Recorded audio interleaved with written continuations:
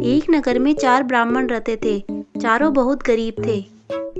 गरीबी के कारण उनकी हालत बहुत खराब हो रही थी। गरीबों को लेकर वो बहुत चिंतित थे। उन्होंने इस चीज को महसूस कर लिया था कि बिना धन के जीना असंभव है। भाई बहन पति पत्नी सब दुर्व्यवहार करने लग जाते हैं। इसी समस्या को देखते हुए चारों ने विदेश जाकर धन कमाने का सोचा। घर परिवार वालों से विदा लेकर उन्होंने जंगल पार किया और एक नदी किनारे पहुंचे। नदी में स्नान करने के पश्चात वो फिर से जंगल की ओर चले। जंगल से गुजरते हुए रास्ते में उन्हें एक योगी बाबा मिले। योगी बाबा को देखते ही उन्होंने योगी बाबा को प्रणाम किया। तत्पश्चात योगी बाबा उन्हें आश्रम ले जाकर के भोजन पानी करवाते हैं। भोजन करने के पश्चात वो अपनी समस्या योगी बाबा को बताते हैं। समस्या सुनने के बाद योगी बाबा बोलते हैं, बच्चों, धन तो भाग्य से मिलता है, तुम क्यों परेशान हो रहे हो? पहला ब्राह्मण बोला, बाबा, हमने माना कि धन भाग्य से ही मिलता है, लेकिन कठोर परिश्रम करके भी तो धन अर्जित किया जा सकता है ना बाबा। बच्चों, तुम्हारी बात सही है, लेकिन फिर भी मैं तुमसे यह कहना चाहूँगा कि भाग्य से मिले हुए धन से भी संतोष करना चाहिए। चलो मैं तुम्हें एक रास्ता बताता हूँ, उस रास्ते से भी तुम्हें धन की प्राप्ति हो जाएगी। बच्चों, यह चमत्कारी दीपक है जो मैं तुम्हें दे रहा हूँ। तुम अपने हाथों में दीपक लेकर हिमालय पर्वत की ओर जाओ।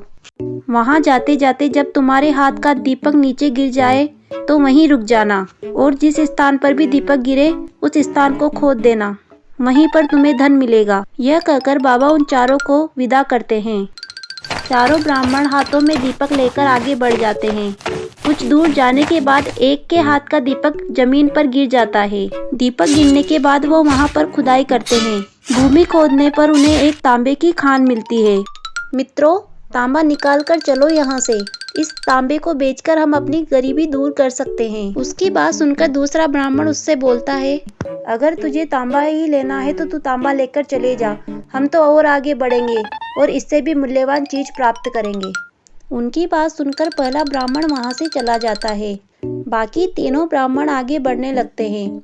चलते चलते रास्ते में दूसरे वाले ब्राह्मण का दीपक भी गिर जाता है। वहां पर खुदाई करने पर उसे वहां पर चांदी की खान मिलती है। वह चांदी निकाल लेता है और मित्रों से बोलता है, तुम भी चांदी निकाल लो और यहाँ से चलो। इस पर तीसरा ब्राह्मण बोलता है, नहीं नहीं, हम तो और आगे जाएंगे, क्या पता हमें वहाँ पर और भी ज्यादा कुछ अच्छा मिल जाए। दूसरा ब्राह्मण चांदी लेकर वहाँ से चला जाता है। बाकी के दोनों ब्राह्मण आगे बढ़ जाते हैं। चलते चलते तीसरे ब्राह्मण का दीपक भी गिर जाता है।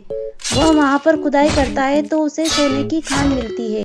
अरे यार, आज तो मजा आ गया, चलो तुम भी सोना ले लो और अपन यहाँ से चलते हैं। नहीं नहीं, मैं और भी आगे जाऊंगा, हो सकता है मुझे और भी कुछ अच्छा मिल जाए। तीसरा ब्राह्मण सोना लेकर चला जाता है और चौथा ब्राह्मण आगे बढ़ जाता है। चलते चलते भूख प्यास के मारे वह तड़पने लग जाता है। तभी सामने से उसे एक आदमी आता हुआ दिखाई देता है और वह उस आदमी से पूछता है, भैया, यहाँ पर कोई पानी का तालाब है क्या? मुझे बहुत ही जोर से प्यास लग रही है। यह कहते ही सामने वाले आदमी के सिर पर जो चक्र घूम रहा था वह उस ब्राह्मण के सिर पर आकर के लग जाता है और वह दर्द से कराह उठता है। अरे, ये क्या हो गया? तुम्हारा ये चक्र मेरे सिर पर कैसे आ गया? सामने वाले ने उत्तर दिया, मित्र, मैं भी तुम्हारी तरह धन की तलाश में यहाँ तक आया था। मैं भी भूख प्यास की परवाह किए बिना चलता जा रहा था। तभी तुम्हारी तरह मैंने भी एक आदमी से पानी के लिए पूछा था। जैसे ही मैंने उससे पानी के लिए पूछा तो उसका सिर का चक्र मेरे सिर पर आ गया। वो यहाँ से चला गया और मैं यहीं अटक गया। अब मैं यहाँ से चले जाता हूँ और तुम भी यहीं अटके रहो। नहीं नहीं मित्र, बिना भोजन पानी के तो मैं यहाँ मर जाऊंगा। अरे मित्र, जिसके सिर पर ये चक्र लग जाता है ना, उसको भूख प्यास बिल्कुल नहीं लगती। वह लंबे समय तक ऐसे ही भटकता रहता है। मैं भी हजारों वर्षों से यहाँ भटक रहा हूँ। अरे, अब तुम आ ही गए हो तो अब मैं यहाँ से चला जाता हूँ। इसलिए मित्रों, जो हमें मिलता है उसमें संतोष करना चाहिए। ज्यादा लालच के चक्कर में हमारी यह दशा हो जाती है। वीडियो को लाइक, चैनल को सब्सक्राइब जरूर करें दोस्तों।